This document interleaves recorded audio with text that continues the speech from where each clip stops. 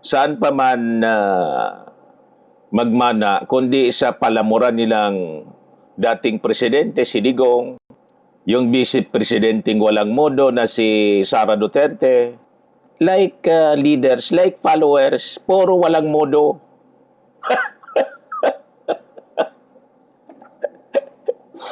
Kaya ano pang asahan natin diyan sa mga DDS na rallyista? Naalala ninyo doon sa Japan? Nang bumisita mga kababayan, yung ating Pangulo, saka si Speaker Martin kasama, may isang DDS doon, biglang lumapit mga kababayan, yung lalaking DDS, may daladalang bandila mga kababayan, pagkatapos munti ka ng matusok yung mata ni Martin Romualdez, sinadya po. Nag-attempt na makipag-kamay at makipag-beso-beso yata. Pero yung intention po, manakit.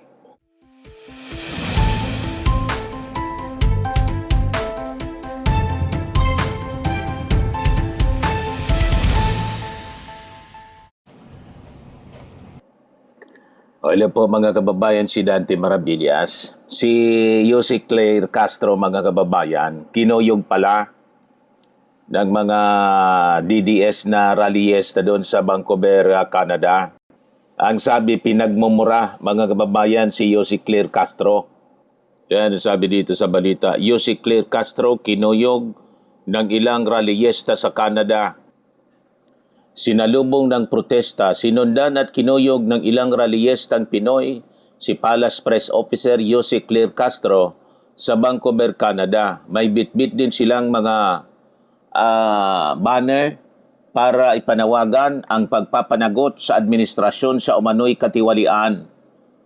Una ng kinuyog ng mga nagpoprotesta si President Bongbong Marcos nang makipagkita siya sa Filipino community roon. Diyan na niya, Mr. Maravillas, yung masasabi ninyo sa ginawang pagkuyog kay Jose Claire Castro. Si Jose Claire Castro kasi mga kababayan, very effective siyang press officer. Lahat ng mga kasinungalingan ng mga DDS, lahat ng mga kasinungalingan ni Sara Duterte, lahat ng mga kasinungalingan ng mga DDS senators, binabasag po ni Jose Claire Castro. Walang lusot kay Jose Claire Castro. Kaya napagbuntunan siya ng mga DDS rallyistang DDS doon sa Vancouver, Canada. That is normal yung mga pagmumura ng mga DDS. Saan pa man po saan pa man magmana, kundi sa palamuran nilang dating presidente si Digong, yung vice presidenting walang modo na si Sara Duterte, like leaders, like followers, puro walang modo.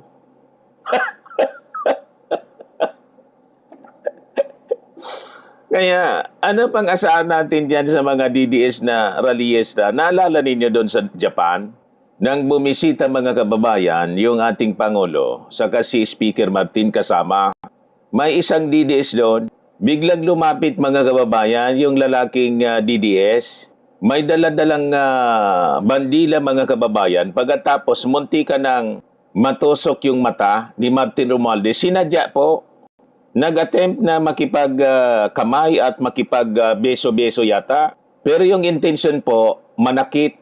Munti ka nang matusok yung mata ni Martin Romualdez. Ganon ka walang modo. Ganon ka bastos. Ano pa man yung asahan natin sa kanila? Puro masasama ang ugali niyan. Mana sa kanilang leader na walang modo. Proud na proud sila, mga kababayan. Yan o. Jose Castro sinundan at pinagmumura ng mga OFW sa Canada. Ayan o. Sabi diyan, Ma'am Claire, kumusta? Sabay, pakita ng placard nila. Pwede mo bang sabihin sa president natin? Patulong na maimbestigahan ng flood control at drug control. Ibalik ang pera. Binibili ninyo na lahat ng mga congressmen. Binibili daw yung mga congressmen, mga kababayan, na sumuporta sa impeachment laban kay Sara Duterte. Yun ang narrative mga kababayan ng mga DDS. Yun ang narrative ni Amy Marcos. Unang-una mga kababayan, yung sa flood control investigation, yung ating Pangulong Bongbong yung nangunguna sa pagpapaimbestiga. Gusto kasi nilang baliktarin yung kwento. Ang gusto nilang imbestigahan si Martin at si President Bongbong Marcos. Gamit yung mga peking mga testigo nila, yung mga 18 kargador. Si Digong mga kababayan, malinaw. Inamin niya na massive yung korupsyon sa gobyerno nung kanyang panahon. Alam niyang pinagkikitaan ang flood control at may ghost flood control projects during his administration. Pero ang tanong natin, nagpaimbestiga po si Digong? Hindi po siya nagpaimbestiga. Ang nagpaimbestiga mga kababayan, yung ating Pangulong Bongbong. At sa pagpaimbestiga ng ating Pangulong Bongbong Marcos, may naibalik ng pera po. 500 million ang restitution ibinalik mga kababayan, nabawi ng ating gobyerno. Mula sa mga district engineers tulad po ni Engineer Alcantara, ni Bryce Hernandez, pati sa pamilya Diskaya. Kasi sinubasta yung kontraktor mga kababayan na pumaldo. Panahon ni Digong 2016 pumaldo. Di ba sinubasta ng ating gobyerno yung mga mamahaling mga luxury vehicles? Ayun, nakabalik na sa National Treasury. Niremit mga kababayan sa National Treasury yung pera mula doon sa ginawang bidding. Di ba bininta yung mga luxury vehicles? Nagawa yun ng previous administration para mabalik yung pera sa gobyerno. Walang ganon na nangyari sa previous administration. Kaya itong mga ginagawa po na mga akusasyon nito mga DDS protesters na sinasabi nila ibalik yung pera. Marami ng pera po yung naibalik at marami na rin yung nakukulong ngayon. Pero panahon ng inyong presidente ni Digong, may nakulong, wala, zero. At hindi siya nagpaimbestiga. Yung sa droga ninyo na sinasabi, drug control, si Digong po yung accused mismo ng control sa droga. And that was the result of the Quadcom investigation. Nag-promise si Digong na tatapusin niya in just 3 to 6 months. Hanggang ngayon po, seryoso pa rin mga kababayan yung problema sa droga. Pero nilalabanan ng Marcos administration. Pero walang namamatay. Bloodless campaign laban sa droga. Pero panahon ni Digong, ano nangyari? Bloody campaign. Kaya nga siya naharap sa kasong crimes against humanity at si Bato de la Rosa nagtatago.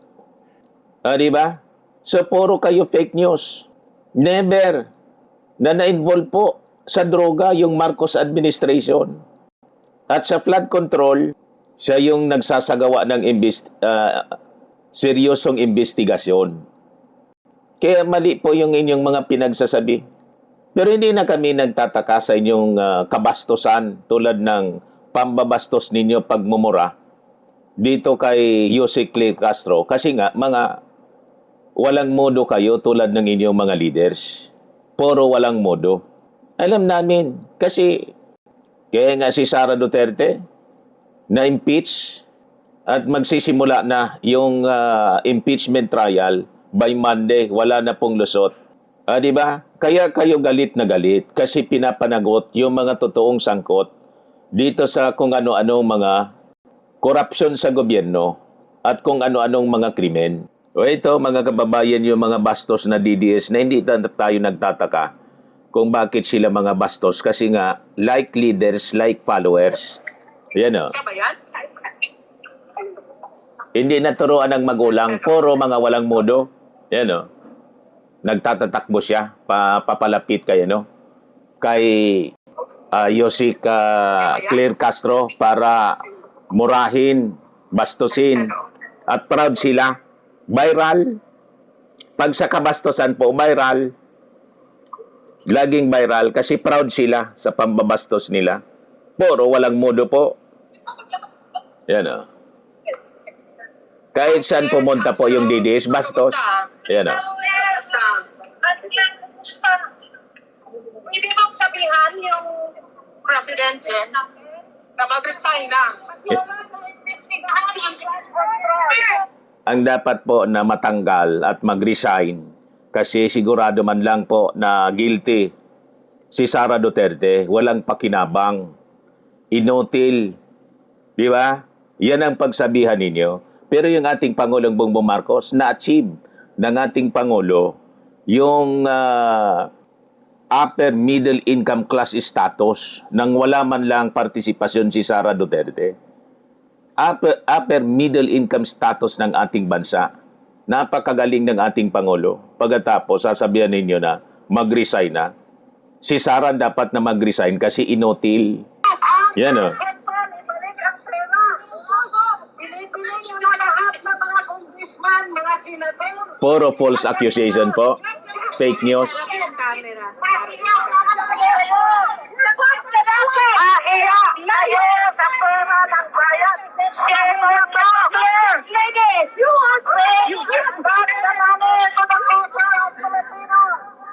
Yan o. Hindi pinapakita yung mukha.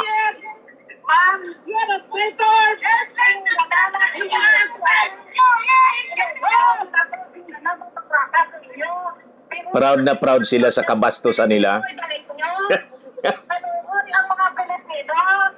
Ano? Bisaya. Ayan o. Sinusugod si Yossi Castro. We have a big flood control project come right now. I think we can hear you without that. Okay. Sam, Yung flood control scam, nagsimula 2016. Never na nagpa-imbestiga si Digong. At ang mga sangkot, puro mga kalyado niyang mga senador. Diba? Kaya galit na galit sila. Ginawang negosyo yung gobyerno. Ayan o.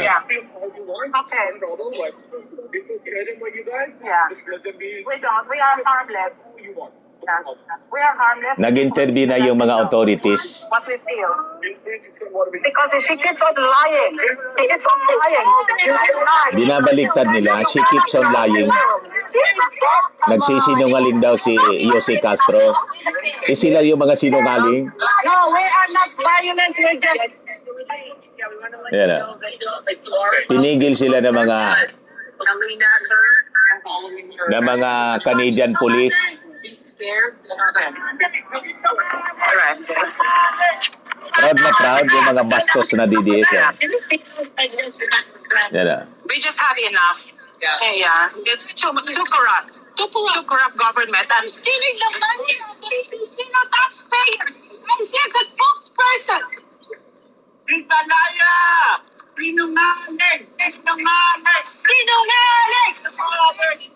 Yan si Yossi Castro. She's enabling the massive corruption in the Philippines. Yes! Yes!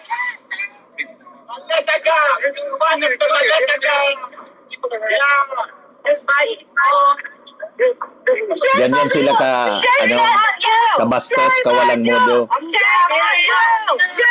Shame on you! Liars! Kita ninyo, proud sila sa pagmumura. Manang-mana sa leader nila.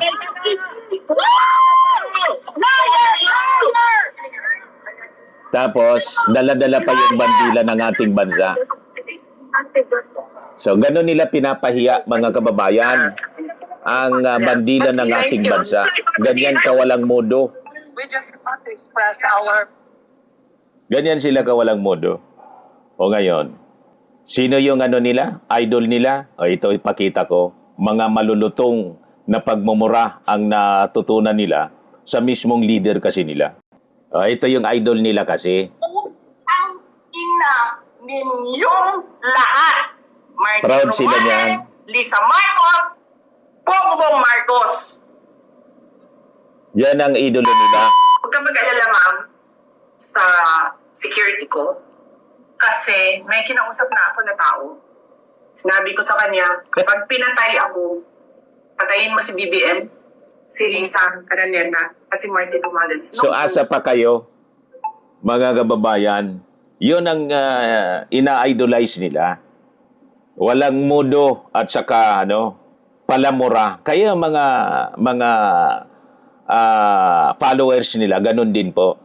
Ito ang ebidensya, mga kababayan, ng massive corruption nangyari sa panahon ni Digong. Yung mga flood control projects, kailan kayo nag-engage ng flood control projects sa DPWH? Siguro mga 2016 onwards. Please make sure of your answer. Yes po, 2016 onwards po. 2016 onwards. Yes po. Yeah, you see? 2016 onwards. May follow-up Yeah, pa yes, sir. ba? Yeah, Okay. Go ahead, sir. Go ahead. Alright. Yung mga flood control projects, kailan kayo nag-engage ng flood control projects sa DPWH? Siguro mga 2016 onwards. Please make sure of your... Pagkatapos, sasabihin nila, iakusa nila ng corruption yung Marcos administration, ibalik daw yung pera. Ibinalik na po ng Marcos administration yung pera na recover po through restitution mula dito sa mga contractors at mga DPWH engineers na sangkot dahil sa ginawa po na pagpapaimbestiga ng ating Pangulong Bongbong Marcos. Pero si Digong, wala ni kusing, ni isang kusing walang na-recover. Naintindihan na ninyo? Kaya kayo galit na galit kayo si Castro kasi yung mga kasinungalingan ninyo, araw-araw binabasag ni Yossi Castro. O ngayon nga po, ang challenge ngayon ni Yossi Castro kay Sara Duterte, show up. Ayan o, kaya kayo galit na galit kay Yossi Castro. Malacanang to Sara, show up in impeachment trial to clear name. No naman po sinabi niya na she wants bloodbath at dito mapapakita anong kakayahan ng Vice Presidente upang sumagot sa mga katanungan or para harapin ang kanyang mga witnesses. Patunayan na siya ay malinis. Patunayan niya na malinis siya. Show up. Tama. Kasi pag hindi siya umarap, mga kababayan, sa impeachment trial, nagtatago lang siya at yung harap yung kanyang mga abogado lang, malinaw na guilty. Kasi pag hindi ka guilty, dapat umarap ka. Dahil dyan, mga kababayan, sa mga sinasabi ni Yossi Castro, yan ang dahilan kung bakit nang gagalaiti. Galit na galit ang mga DDS po kasi basag na basag yung kanilang mga palusot. O, di ba?